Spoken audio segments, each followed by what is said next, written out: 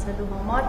եւ վերջին օրերին նույն ուժը տարբեր աղբյուրներով հայտնում է, որ որպես կուսակցություն հրահանգված է, որ չգրանցվի մեր ձևով, քանի որ դուք վախենում եք Սամվել Կարապետյանից, այնքան եք վախենում, քանի որ կան մոնիթորինգներ, ըստ որի Սամվել Կարապետյանն ու մեր ձևով այս պայն ավելի շատ հավակնություն ունի հաղթելու, քան դուք։ Արդյոք վախենում եք Սամվել Կարապետյանից եւ նման հրահանգի ցեցված հետեւում։ Գիտեք, ես այդ կարգի հայտարարությունները մեկնաբանելու կարիք չեմ տեսնում։ Հայաստանի Հանրապետությունում կան իրավական ընթացակարգերով է պետք առաջնորդվել։ Հիմա եթե ինչ-որ մեկ ուզում է իրեն ներշնչել, որ ես ինչ-որ մեկից վախենում եմ, դա իր խնդիրն է։ Եվ էլի ասել եմ, ես ունեմ շատ մեծ վստահություն 2026 թվականի խորհրդարանական ընտրություններին հետ կապված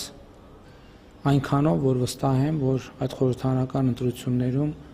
Հայաստանի Հանրապետության ժողովուրդը, քաղաքացիները միանշանակ եւ աներկբա հաղթանակ կտանեն։ Ես երբեք եւ ոչ մի ընտրություններում այլ նպատակ չեմ ունեցել եւ չեմ հետապնդել, ընդ որում կապ չունի ես վարչապետ եմ եղել պատգամավոր, թե ուղղակի անդիմադիր քաղաքական գործունեություն ծավալող անձ։ Այդ սկզբունքը շարունակելու է գոյություն ունենալ եւ ես համոզված եմ, որ 2026 թվականի խորհրդարանական հերթական ընտրությունների արդյունքներով Հայաստանի Հանրապետության ժողովուրդը ջախջախիչ հաղթանակ կտանի։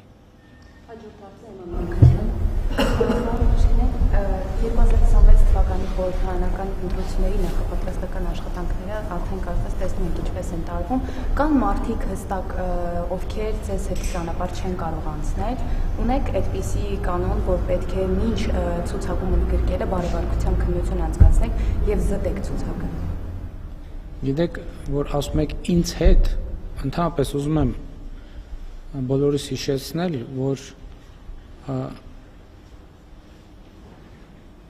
ես եւ մյուսները իմ անձով չի պայմանավորված մեր քաղաքական գործունեությունը։ Քաղաքացիական պայմանագիր կուսակցությունը ժողովրդավարական կուսակցություն է, որի իրականացրած ընտրական պրոցեսները տեղի ունենում բաց, թափանցիկ եւ այնտեղ որոշումները կայացնում են կոլեգիալ։ Ես կուսակցության վարչության նախագահն եմ, ում նաև կանոնադրության սահմանված դեպքերում եւ կարգով, որի ձայնը ունի վճռորոշ նշանակություն։ Բայց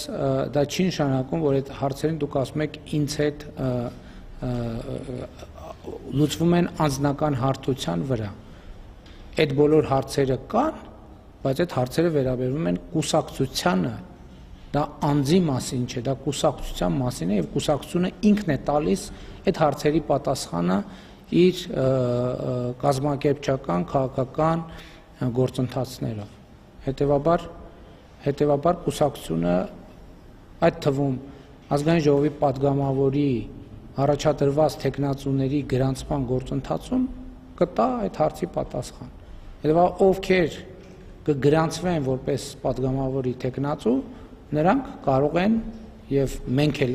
որովհետեւ ես էլ եմ պատգամավորի տեխնացուի միջալուց նույն տրամաբանության մեջ այդ ցուցակում ընդգրկվելու եւ հավակնում եմ նաեւ լինել վարչապետի տեխնացու եւ այդ որոշումներով արդյունքներով բոլորի համար թափանցիկ կլինի թե ինչ, բայց ելի եմ ասում առանցքը process-ի անձը չի առանցքը process-ի կուսակցությունն է եւ շատ կարեւոր է որ գաղափարախոսությունն է, որտեղ կուսակցությունը առանց գաղափարախոսության այլ բան է, կուսակցությունը եւ գաղափարախոսությունը բոլորովին այլ բան։ Գրանցման եւ ցուցակի ձևավորման գործընթացը հենց այդ հարցերի պատասխանն է տալիս։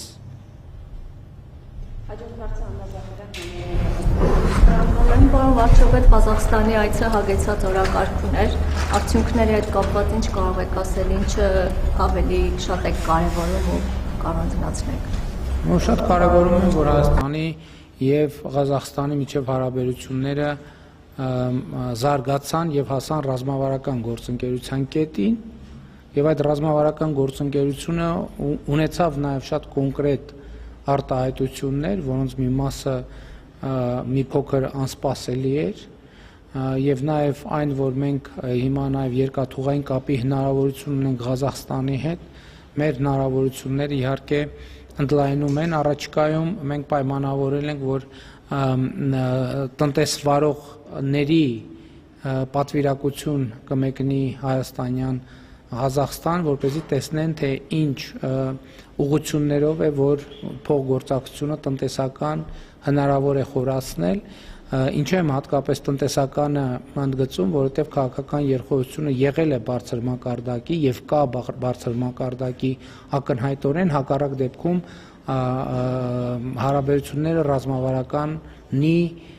մակարդակի չէին հասնի, հիշում եք, որ նախորդ տարի Ղազախստանի նախագահը պաշտոնական այց ունեցավ Հայաստանի Հանրապետությունը,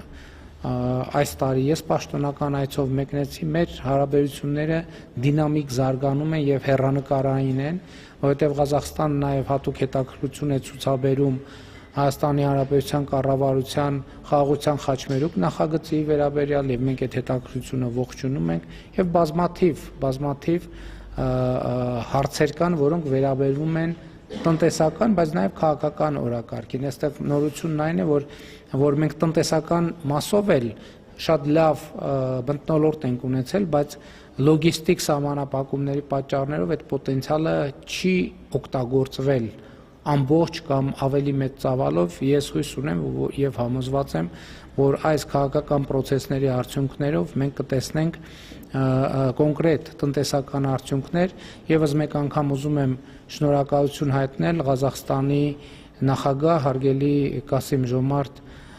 Տոկաևին այդ բարձր մակարդակով ինձ ընդունելու եւ նաեւ բարձրագույն պարգևի արժանացնելու համար, դա իսկապես շատ մեծ պատիվ է ինձ համար եւ մեծ գնահատական է, որի համար ես խորապես շնորհակալ եմ։ Հաջորդ հարցը Լիվսինա Ջավեջյան։ Պարոն Փաշինյան, ձեր անցյալը հաջող չի բռնում ձեր ներկայի հետ, հակասության մեջ է մտնում ներկայի հետ եւ այդ շարքից կխնդրեմ մի հացի պարզաբանումը։ Մասնավորապես դուք ասել եք, որ ցանվել